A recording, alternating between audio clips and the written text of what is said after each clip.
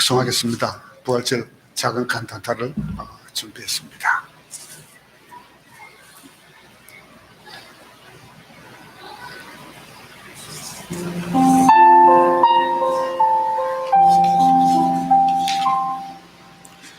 예수께서 잡히시기 전날 밤이었습니다. 다락방에 모여 제자들과 함께 저녁을 드시던 그때 예수께서 빵을 떼어 감사 기도를 하시고 제자들에게 주시며 말씀하셨습니다. 받아서 먹어라. 이것은 내 몸이다.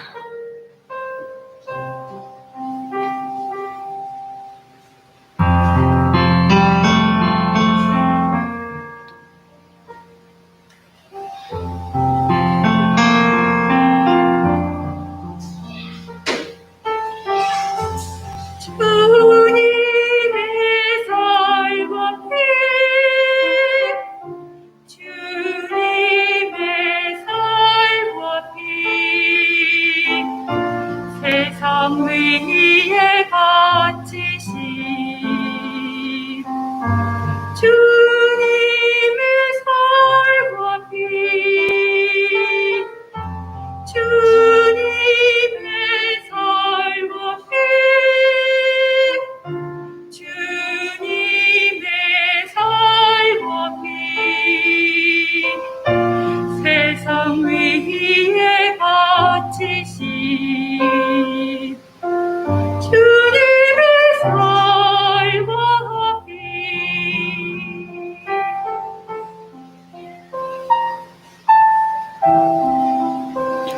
그리고 또 잔을 들어 감사 기도를 드리신 후 제자들에게 주시면서 말씀하셨습니다.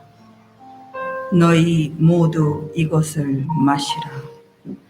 이것은 죄 사함을 위해 많은 사람들을 위해 흘리는 내 피, 곧 언약의 피다.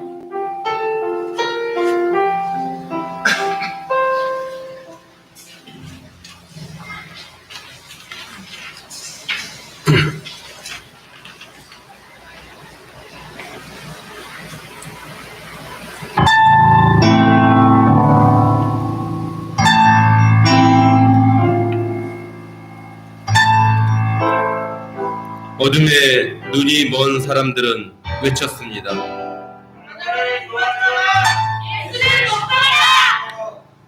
그들은 그분을 조롱하고 핍박하고 때렸습니다. 또한 옷을 벗기고 자주색 옷을 입힌 후 가시관을 머리에 씌웠습니다. 그리고는 아무 죄 없는 그분께 십자가를 지시게 했습니다. 세상 죄를 지고 가는 어린 양, 얼마나 아프셨을까요? 그리고 그는 십자가에 못 박히신 후 엘리 엘리 라마 사박다니 라고 부르짖고 돌아가셨습니다.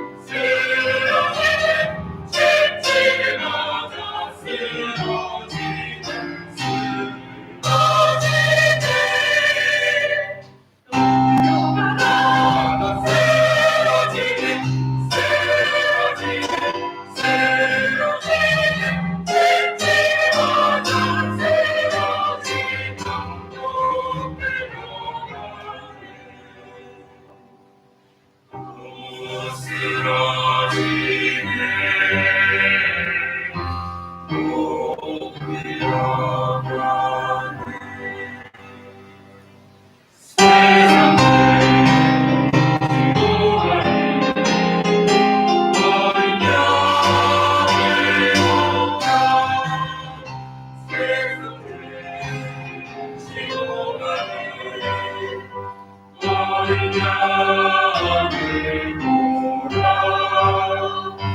언약을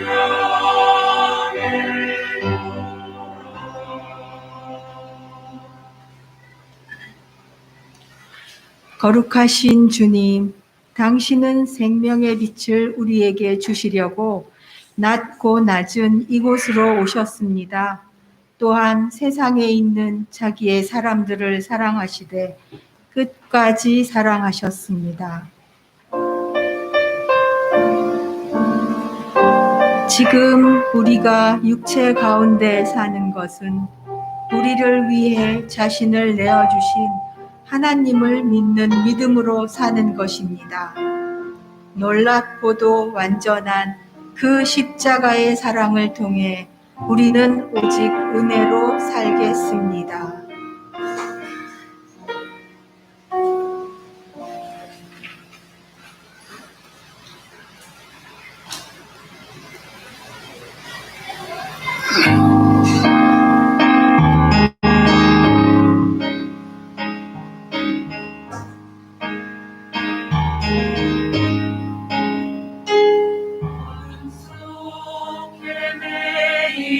내 영혼 갈길 몰라 망할 때에 주의 십자가 영광의 빛이 나를 향해 비추어 주셨네. 주홍 빛보다 더 붉은 내 죄 그리스도의 피로 씻기려 완전한 사랑 주님의 은혜로 새 생명 주께 얻었네. 은혜가 아니라 나서지 못하네. 십자가의 그 사랑 인정하면 나서지 못하네. 은혜와 아니라 나서지 못하네. 놀라운 사랑 은혜 아니면 나서지 못하네. 나의 노력과 의지가 아닌 오직 주님의 그 뜻 안에서 의로운 자라 내게 말씀하셨네. 완전하신 그 은혜로 은혜 아니라 나서지 못하네. 십자가의 그 사랑 인정하면 나서지 못하네.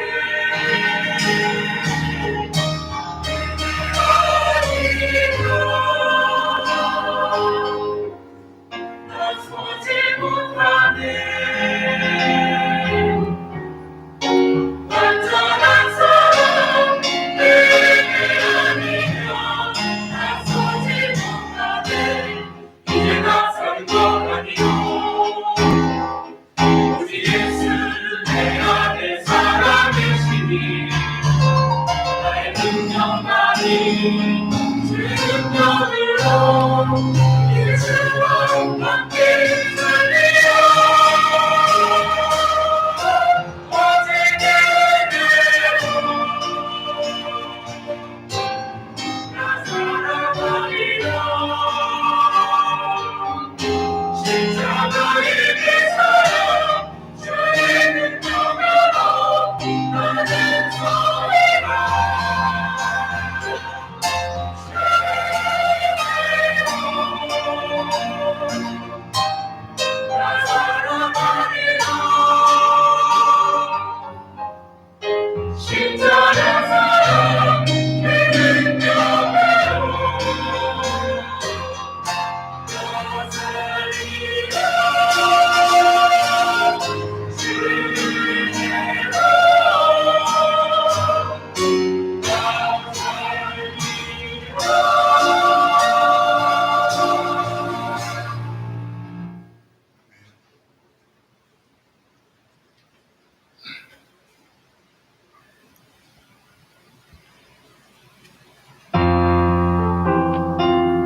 이른 새벽이었습니다.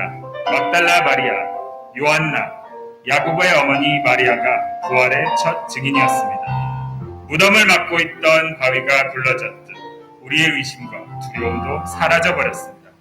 할렐루야! 할렐루야! 예수님이 부활하셨습니다. 할렐루야! 최후 승리를 얻으셨습니다. 할렐루야! 우리 다 함께 기쁨으로 찬양합시다.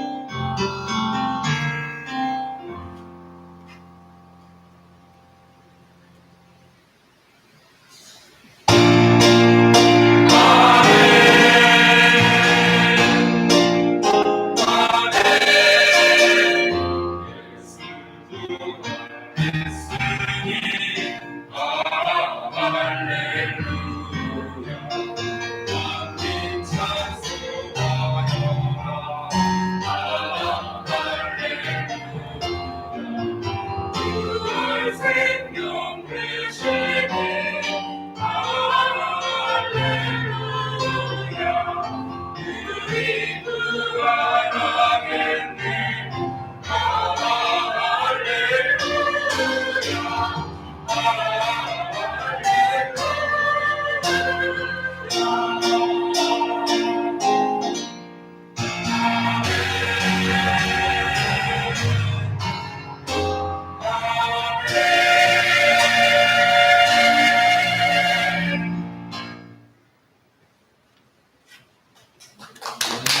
아멘.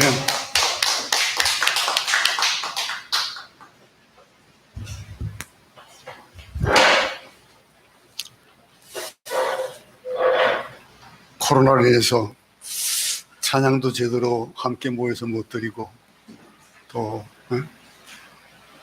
모이지도 못하고 참 어렵습니다. 그러나 그 가운데서도 이렇게 주님의 부활에 대한 것들은 우리가 이렇게 찬양하지 않을 수 없는, 그저 우리 속에 있는 것이 그냥 튀어나올 수밖에 없는 그런 상황입니다.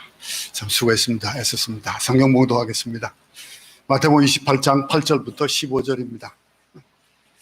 다 같이 한 목소리로 합독하겠습니다. 8절부터 그 여자들이 무서움과 큰 기쁨으로 빨리 무덤을 떠나 제자들에게 알리려고 다름질할세. 예수께서 그들을 만나 이르시되 평안하냐 하시거늘 여자들이 나아가 그 발을 붙잡고 경배하니 이에 예수께서 이르시되 무서워하지 말라. 가서 내 형제들에게 갈릴리로 가라 하라. 거기서 나를 보리라 하시니라.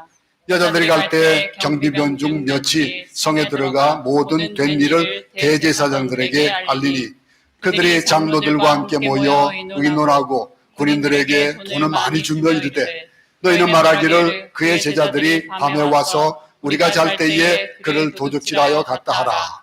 만일 이 말이 총독에게 들리면 우리가 권하여 너희로 근심하지 않게 하리라 하니 군인들이 돈을 받고 가르친 대로 하였으니 이 말이 오늘날까지 유대인 가운데 두루 퍼집니다. 아멘.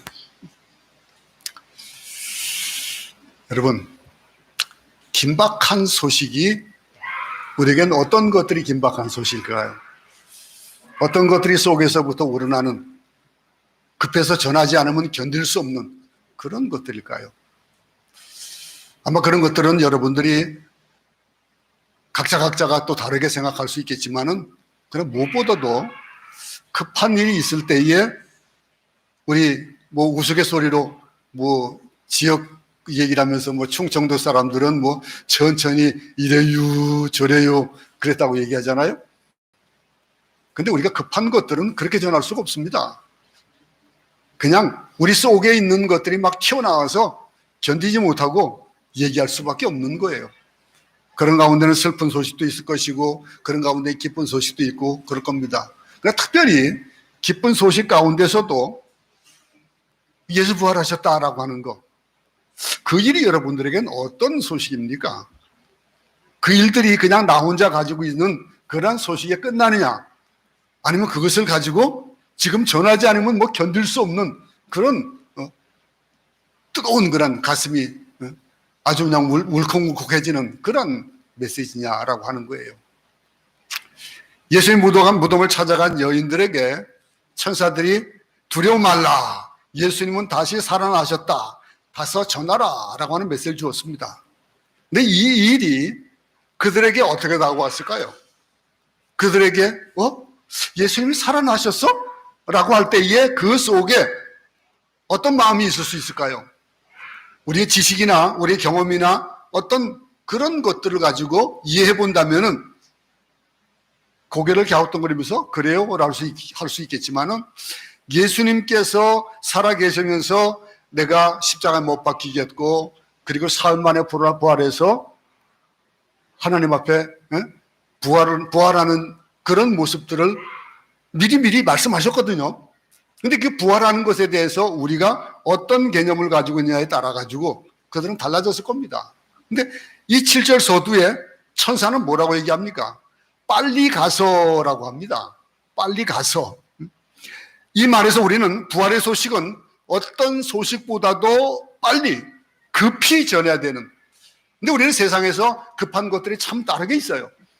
그래서 급한 것들을 전하는데 그것이 어떤 사람에게 급하게 느끼지 않을 수도 있지만은 당장 가장 귀하게 생각하고 가장 어렵게 생각하는 부분들이 뭐냐면 급하게 생각하는 거는 내 생명과 직결되는 죽음과 삶에 대한 얘기들이 있을 때는 급하지 않을 수가 없습니다. 죽는다 산다 불이 났다 또 무슨 뭐 사고가 났다 어떤 사건보다도 더 우선하는 사건이 이 죽음에 대한 얘기거든요. 근데 그 죽음에 대한 얘기가 다르게 부활했다 죽었던 사람이 다시 살아났다라고 하는 것 이것만큼 급한 게 어디 있습니까? 이것만큼 기쁘고 즐거운 일이 어디 있냐 이거예요. 이 여인들이 어떤 여인입니까? 예수님을 줄곧 따라다녔고 예수님의 죽음 앞에서 그렇게 슬퍼하고 애통했던 사람들이 무덤까지 찾아왔다라고 한다면은 그들에게 있어서 예수님이 살아나셨다라고 하는 그 소식은 이 부활 소식을 접한 사람들이 누구나 급해질 수밖에 없는 겁니다. 급하게 가서 전해야 되는 거예요. 빨리 가서. 이게 부활의 긴급성입니다. 어떤 사건보다도 우선되는 사건. 그런데 이 부활의 소식을 들은 사람들은 여유가 없어야 돼요.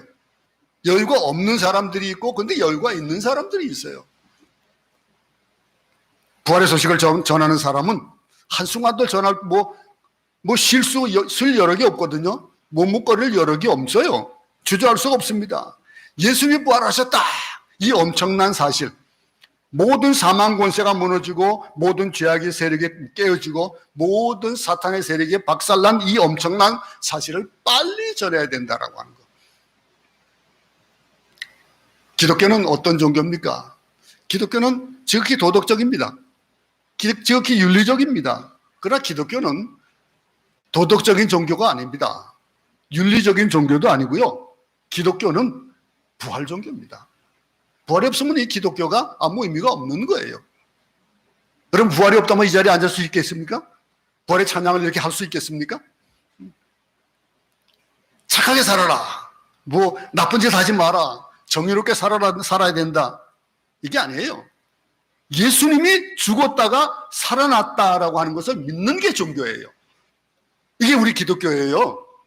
여러분들이 믿는 것이고 여러분들의 삶 가운데서 그것이 내 것이 되어질 때에 그것이 밖으로 표출될 수밖에 없는 거예요. 그게 전도가 되어지고 그게 선교가 되어지고 그게 우리의 삶이 바뀌어지는 거예요. 그게 삶이 안 바뀌어졌다? 그렇다면 이 부활의 소식이 내 것이 아직 안 되었기 때문에 그래요. 부활을 믿는 사람은요 당연하게 정직하게 살게 돼 있어요. 당연한 거예요. 부활을 믿는 사람은요 불의와 타협하지 않습니다. 부활을 믿는 사람은 세상의 권력이나 재물이나 그리고 어떤 세력과도 타협하지 않아요. 당당하게 살아가는 겁니다. 그래서 자연히 기독교는 도덕적이 될 수밖에 없고 윤리적이 될 수밖에 없는 거예요. 근데 기독교의 핵심 메시지는 도덕이나 윤리가 아니고 바로 부활입니다. 부활. 살아났다라고 하는 것. 다시 산다. 부활은 죽음에 대한 생명의 선언이고 절망에 대한 소망의 선언이고 현재에 대한 영원한 선언이라는 것. 지옥에 대한 천국 선언이 바로 부활입니다. 믿습니까 여러분? 우리 한번 다 같이 7절 한번 말씀을 한번 찾아보겠습니다. 오늘 그 본문에는 있지 않습니다만 7절의 말씀에 보면요. 또 빨리 가서 그의 제자들에게 이르되 그가 죽은 자 가운데서 살아나셨고 너희보다 먼저 갈릴리로 가시나니 거기서 너희가 배우리라 하라. 보라 내가 너희에게 일렀느니라 하거늘. 예수님께서 말씀하셨던 그 일들, 천사의 메시지를 들은 여인들은 일대 혼란에 빠져들었습니다. 왜? 믿을 수가 없었기 때문에. 아마 이 여인들 가운데에 그 말을 믿고 뛰어간 사람이 있는가 하면은 뛰어가면서도 혹시나 하는 마음이 있었을지도 모르겠어요. 부활은요, 우리 이성이나 경험 그리고 지식의 사전에는 존재하지 않는 것이 부활입니다. 죽은 사람이 어떻게 살아납니까? 안 그래요? 그 분명한 것은 천사가 부활의 메시지를 전했다는 사실이에요. 무덤의 돌문이 굴려졌습니다. 예수의 십자가 누워있던 무덤이 비어 있습니다. 이 사실이 형편으로는 믿어지고 우리가 형편이 아닐 때는 안 믿어지고 하는 그런 것들이 아니잖아요. 형편이 좋거나 나쁘거나 아무리 어떤 상황이 된다 할지라도 이거는 믿어져야 되는 사실이에요. 그것이 믿어지지 않는다? 그럼 그 부활은 믿지 않는 자에게는 소용이 없는 것이 부활이에요. 감히 누가 예수님의 부활을 부인할 수 있겠습니까? 그러나 이 부활을 부인하지 못하면서도 아무 적극적으로 믿지도 못하는 분들이 많아요. 교인들 가운데, 성도라고 하는 분들 가운데. 그것이 이 여인들의 신앙 상태입니다. 여러분, 8절 말씀 보겠습니다. 그 여자들이 무서움과 큰 기쁨으로 빨리 무덤을 떠나 제자들에게 알리려고 다름질할세 그랬습니다. 무서움과 큰 기쁨으로 이 두 가지로 영적 상태를 설명하고 있습니다. 첫째는 두려움이고 둘째는 기쁨입니다. 왜 무서워합니까? 무서운 이유가 뭡니까? 너무나 충격적이기 때문에. 이성과 경험과 지식으로는 해석할 수 없기 때문입니다. 죽은 신앙, 썩은 신앙, 그 신앙은 긴박감이 없습니다. 신앙이 도덕화되고 철학화되고 교리화되어 버리면 그럼 이 부활하고는 아무 상관이 없는 신앙이 되어지는 거예요. 신앙이 도덕화되어진다, 철학화된다, 교리화되어진다? 그건 무슨 말이에요? 이 부활을 제대로 믿지 못한다는 얘기예요. 어제나 오늘이나 변함없이 차지도 덥지도 않은 것이 신앙이어야 되는데 어떨 땐 찹니다. 어떨 땐 더워요. 예배드리면서도 어떤 분들은 말씀 가운데서 내게 주시는 말씀으로 받는 사람이 있는가 하면은 그 말씀을 어떤 사람은 그저 한쪽 귀에 듣고 한쪽 귀에 흘리면서 우리 부인이 들으면 좋겠다, 우리 남편이 들었으면 좋겠다라고 하는 생각을 한다니까요. 신앙이 살아 움직이는 역사하는 신앙들은 이 부활 신앙을 가만히 가질 수 없습니다. 두려움이 아니라 그러나 기적을 목격하고 나면 어떻게 될까요? 안전벨에 일어나는 기적을 여러분이 목격했다? 그럼 어떨까요? 두려울 수 있을 거예요. 그죠? 두렵기도 하고 막 놀라울 거예요. 내가 용서할 수 없는 사람을 기도하다 보니까 용서해졌다? 경험해 보셨습니까? 혹시 여러분? 그러면 어떻습니까? 그 기적이는 절대 포기할 수 없었던 것을 포기하게 되고 내 성품을 고칠 수 없었는데 성품이 고쳐지기 시작하고 이게 뭐예요? 이게 부활신앙이에요. 제가요 어젯밤에 담배를 딱 끊었습니다. 술을 딱 끊었습니다. 이제 술을 끊었습니다. 이게 뭘까요? 이게 부활신앙이에요. 다른 게 부활신앙이 아니에요. 내 옛날의 삶에서 바뀌어진 것, 죄악된 삶에서 바뀌어진 것, 이게 부활신앙이에요. 이 부활을 믿음으로 말미암아 고백되어지는 것, 이 사건이 일어나는 거예요. 기독교 사건은 죽은 사건이 아니잖아요. 그저 2000년 전에 있었던 그 일로 끝난 것이 아니잖아요. 예수님이 십자가에 돌아가신 것으로 끝난 것이 아니잖아요. 세상의 세상의 종교 창시자들은 그렇습니다. 다 죽었어요. 그 죽음으로 끝났어요. 살아 움직이는 사건, 무언가 변하는 것, 바로 이언들의 마음속에 이것이 생기기 시작한 거예요. 한편으로는 두려움, 다른 한편으로는 어떤 거예요? 예수님이 살아나셨어? 얼마나 기쁠까요? 안 그래요, 여러분? 그 기쁨이 표현되고 있잖아요. 큰 기쁨 속에 여인들은 갈등을 느끼고 있습니다. 신앙생활 하다 보면요, 어떤 사람들은요, 믿으려고 하지만 잘 안 믿어지는 것이 참 많아요. 의심하면서 믿고 또 믿으면서 의심하고. 신앙생활 여러 해를 하고 교회를 여러 해 출입해도 그럴 수 있는 거예요. 무덤을 찾아간 여인들 같은 거예요. 여러분, 여인들은요, 부활의 사건을 접했지만은 십자가를 보고 도망갔던 예수님의 제자들과 사실은 똑같아요. 예수님 부활하신 사실은 보고도 도망간 거예요. 근데 여러분, 예수님의 제자들이 부활의 예수님을 만나고 못 박혔던 손을 만져보고 나의 주, 나의 하나님이라고 고백했던 그런 요나 보세요. 우리 보세요. 어떻습니까? 제자들 보세요. 어떻습니까? 안 믿어요. 안 믿는데 그런데 어떡합니까? 믿어요? 안 믿어요? 믿어요. 그런데 믿고 나서 어떡합니까? 믿고 나서도 나의 하나님, 나의 주, 나의 하나님이라고 고백했던 그들이 그것으로 그냥 계속 이어져야 될 텐데 그 믿음이 어떻게 되어져 가요? 다시 옛날 직업으로 돌아갔습니다. 안 그래요? 돌아갔어요. 이게 인간적인 신앙이에요. 이것이 육적인 신앙입니다. 하나님을 부인하지 못하고 긍정하지 못하면서도 부활을 믿기는 하는데 능력은 없다? 부활을 믿는데 능력이 없다? 그건 말이 안 되는 거예요. 밥을 먹었는데 배가 안 부르다? 말이 안 되는 거예요. 밥을 먹으면 당연히 배부르게 되어 있는 거예요. 근데 그것이 밥을 먹어도 배가 안 부르면 그건 뭐예요? 거식증이 걸리는 거예요. 응? 이상한 거 아니에요? 그죠? 하나님을 부인하면서도 하나님을 긍정하면서도 그러면서도 그 신앙을 거기에 갖다 붙일 수는 없다는 거예요. 긍정하면은 긍정하는 대로 그 삶 자체가 바뀌어지는 거예요.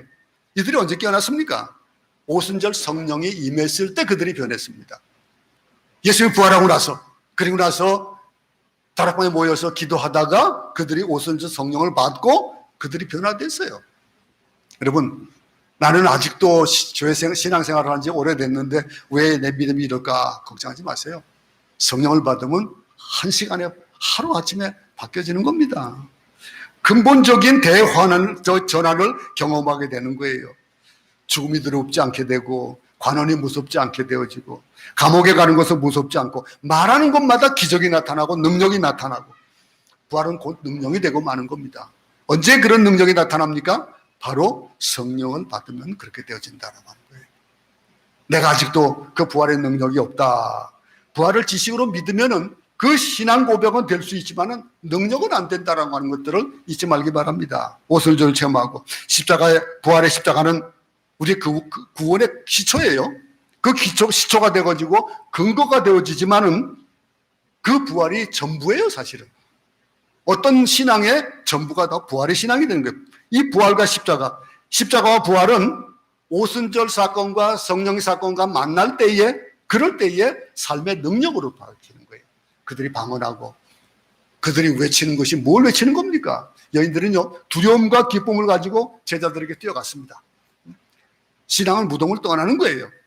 신앙은 바로 무덤을 떠나는 겁니다. 우리가 가지고 있었던 그런 개념들, 죽음, 그럼 끝나는 거잖아요.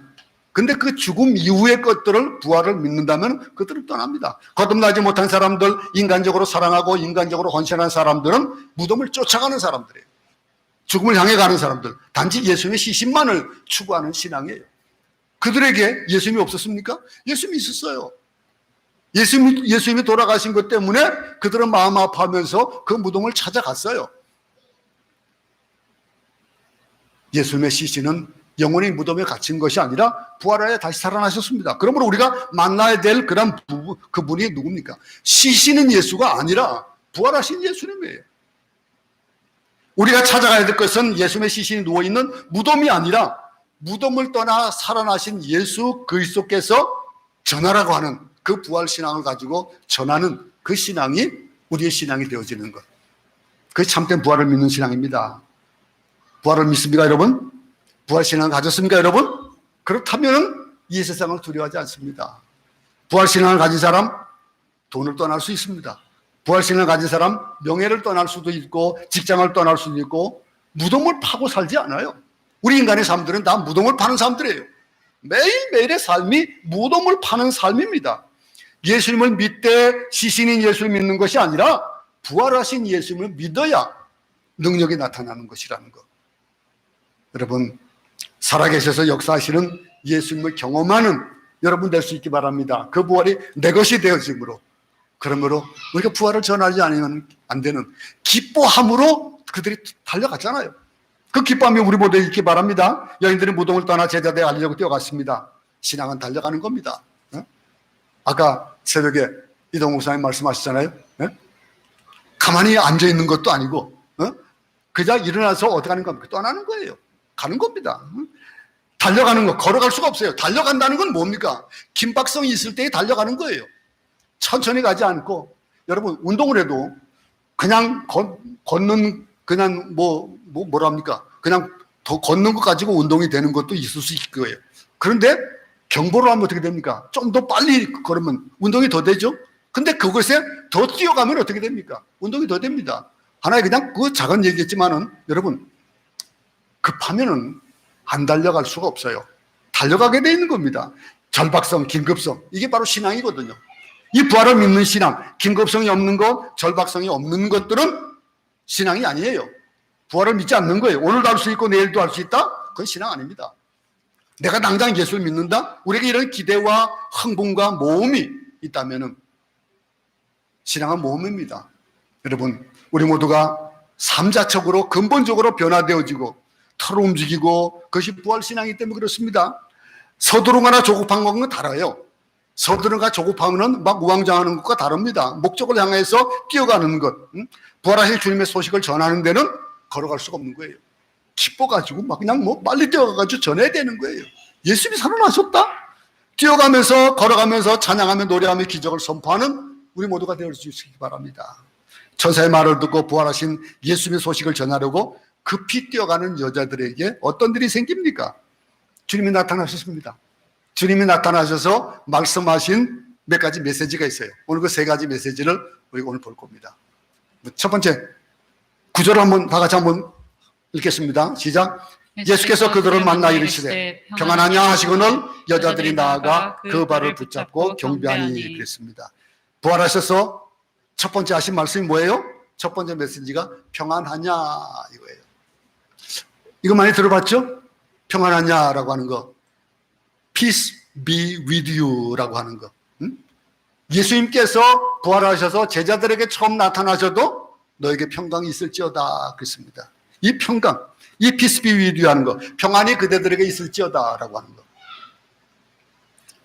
절망하고 좌절하고 무서워하고 두려워하고 있던 사람들에게 주님이 오셔서 주시는 메시지는 뭡니까? 평강입니다.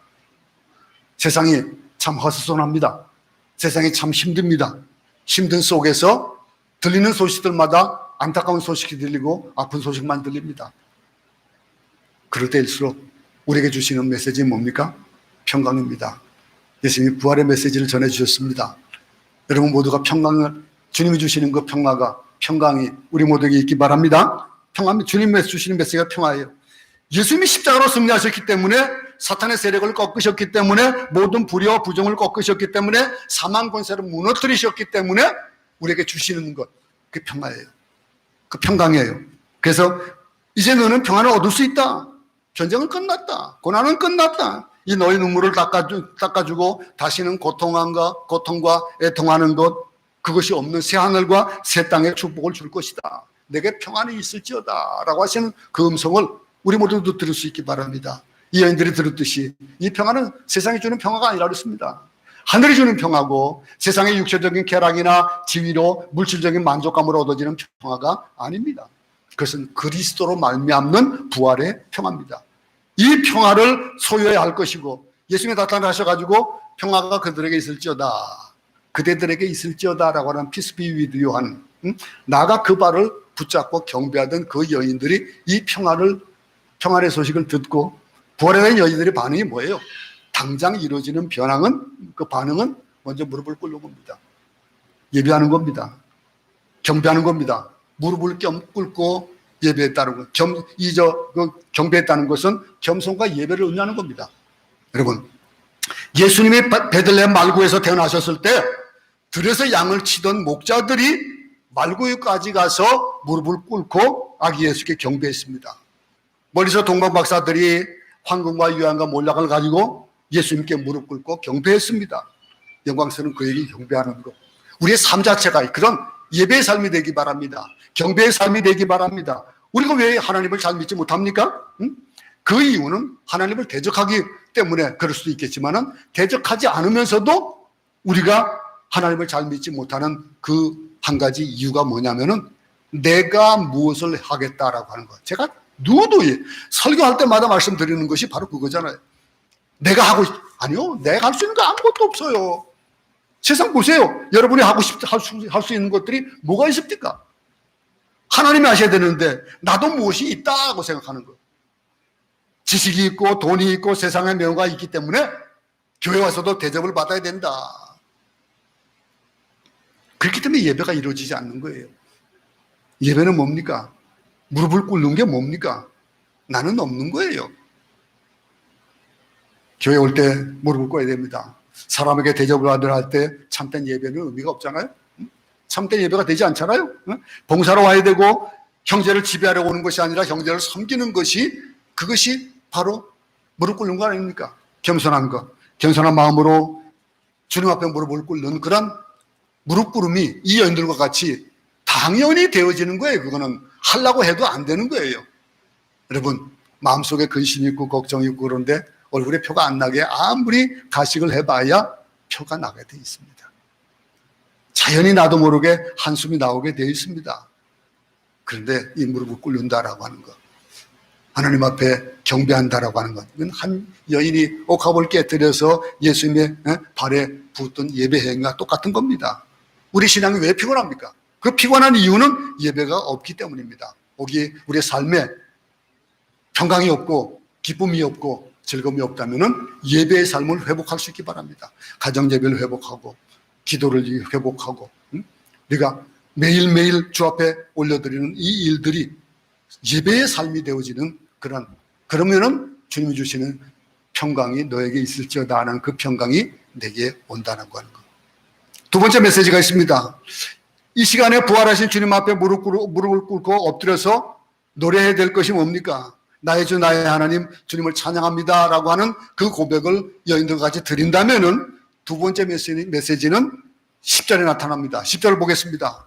이에 예수께서 이르시되 무서워하지 말라. 가서 내 형제들에게 갈릴리로 가라 하라. 거기서 나를 보리라 하시니라. 자, 예수님께서 두 번째 메시지를 주셨는데 그 메시지가 뭡니까? 의심하고 두려워하는 여인들에게 말씀하신 자비로운 음성은 평안하냐? 무서워하지 말라 이겁니다. 두려워하지 말라. 우리에게 주시는 메시지 중 합니다. 혹시 우리 가운데 그런 분은 없겠지만은 며칠밖에 살지 못하는 그런 질병과 고통으로 하루하루를 보내는 분이 있다면은 또 내일이면 회사가 부도가 나서 문을 닫을 수밖에 없는 그런 위험에 처해 있는 분이라면은 어떻겠습니까? 주님 말씀하십니다. 두려워하지 말라라고 하는 이 말 가운데 포함되어 있는 거는 물론 그 일이 그냥 이 두려워하지 않는다고 해가지고 그냥 그것이 패스오버 할 수는 하는 것들은 아닐 수도 있어요. 두려워하지 말라는 그 의미는 그 일이 닥쳐져도 우리가 그 피할 길이 있어지는 우리 속에 그런다 할지라도 우리 주님이 주시는 그 평강이 우리 가운데 있는 이거 뭡니까? 이 두려워하지 말아라. 무서워하지 말아라. 그러면서 하시는 말씀은 뭡니까? 이 죽어도 다시 살 것에 대한 것들을 우리에게 말씀하시고 있는 거거든요. 우리는 성경 말씀을 잘 이해합니다. 사망아 너의 이기는 것이 어디냐? 사망아 너의 쏘는 것이 어디냐? 이 일들이 우리 가운데서도 이런 두려워하지 않음으로 인해서 주님이 말씀하시는 이 두려움에 대한 얘기, 하나님의 더 놀라운 계획이 있을 수 있다는 거예요. 그 일들이 하나님을 바라보는 두려워하지 않는 신앙이 있기 바랍니다. 그러면은 주님이 주시는 이 메시지 중에서 또 한 가지 메시지가 뭡니까? 10절의 말씀에 가서 내 형제들에게 갈릴리로 가라 하라. 거기서 나를 보리라. 자, 갈릴리로 가라? 말했으면 지금 당장 오라고 그래라고 할 수도 있을 거예요. 그죠? 근데 갈릴리로 오라고 해요. 이 천사들의 메시지와 똑같습니다. 왜 모든 제자들에게 갈릴리로 가라 그랬을까요? 예루살렘에서 갈릴리로 가는 거. 그 짧은 거리가 아닙니다. 그래도 그 멀리 갈릴리까지 가야 되는 거예요. 그러면은 주님이 제자들을 사랑하셨는데 주님이 십자가에 못 박히실 때에 도망갔던 배신자들, 좌절하고 절망하고 있던 제자들에게 회복할 수 있는 기회와 축복을 주려고 갈릴리로 부르시는 거예요. 갈릴리는 의미 있는 곳 아닙니까? 우리가 배신을 해도 주님께서는 우리를 버리지 않습니다. 우리가 주님을 못 박아도 우리를 용서하시고 다시 기회를 주시는 하나님을 우리는 다시 볼 수 있는 겁니다. 갈릴리는 어떤 곳입니까? 예수님께서 제자들을 불렀던 곳입니다. 3년 전에 사랑하는 제자들을 불렀습니다. 무지하고 영적으로 훈련되지 않았던 오합지졸 같은 그런 제자들을 불러서 훈련시켰던 곳이 갈릴리예요. 그 갈릴리에서 3년 동안의 훈련이 어떻게 보면은 예수의 십자가로 말미암아서 다 실패한 것 같았어요. 다 도망갔거든요. 다 떠나고 말았습니다. 근데 그들이 예수님의 삶의 증인이에요. 그 삶의 증인이고. 근데 삶의 증인으로서는 예수님의 온전한 증인이 되어야 되려면 어떡합니까? 부활하신 것이 증거가 되어져야 되는 것이에요. 부활의 증인이 되어야 되는데 제자들을 부활의 증인으로 삼기 위해서 다시 갈릴리로 부르신 겁니다. 혹시 과거에 주님의 부름을 받고 떠났던 분들도 있을 수 있을 것이고요. 왕년에 여러 가지 불타는 신앙으로 정말 우리가 살았던 그런 사람들. 근데 지금은 좌절한 상태로 빠져있는 그런 성도들도 없지 않아 있을 수 있습니다. 그런 사람에게 주님은 다시 갈릴리로 오라. 이제 너에게 참된 신앙을 주겠다. 이렇게 초청하시는 거예요. 요즘 신앙의 좌절감을 맛보기에 참 좋은 때입니다. 참 힘들 때예요. 신앙을 잃어버린 그런, 우리가 신앙을 잃어버렸거나 좌절하고 있다면은 은혜 받았던 때를 한번 생각해 볼 수 있기 바랍니다. 그 은혜 받았던 때, 은혜 받았던 장소, 그곳이 바로 갈릴리입니다. 그곳에 가서 다시 우리의 첫사랑을 회복할 수 있기 바랍니다. 그것이 기도의 동산이고 그것이 무릎 꿇고 기도하면서 하나님을 만났던 동산이라면 그곳에 가야 됩니다. 새벽 기도를 통해서 주님을 만났다면 새벽 기도를 다시 그 제단에 나가서 기도드리고, 철학기도 했다면은 철학기도 할 때 그 하나님 만났던 곳을 다시 떠올려 볼 수 있기 바랍니다. 그러면은 그것이 바로 새롭게 주님을 만날 수 있는 기회가 되어지고 그 좌절에서 벗어날 수 있는 길이 되어지는 겁니다. 이 진리라는 거, 진리는요 참 왜곡되어집니다. 요즘 같은 시대에 더욱더 그렇습니다. 뉴스 그러면은 모든 것이 다 올바른 것만 전하는 것이 뉴스였는데 요즘 가짜 뉴스가 너무나 많습니다. 그 가짜 뉴스가 어떻게 만들어지는 겁니까? 오늘 이 본문에 나오는 이 이후의 일들도 그래요.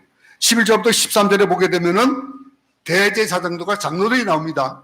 그들이 여자들이 갈 때 경비병 중 몇이 성에 들어가 모든 된 일을 대제사장에게 알리니 그들이 장로들과 함께 모여 의논하고 군인들에게 돈을 많이 주며 이르되 너희는 말하기를 그의 제자들이 밤에 우리를 잘 때에 그를 도둑질하여 갔더라 하라.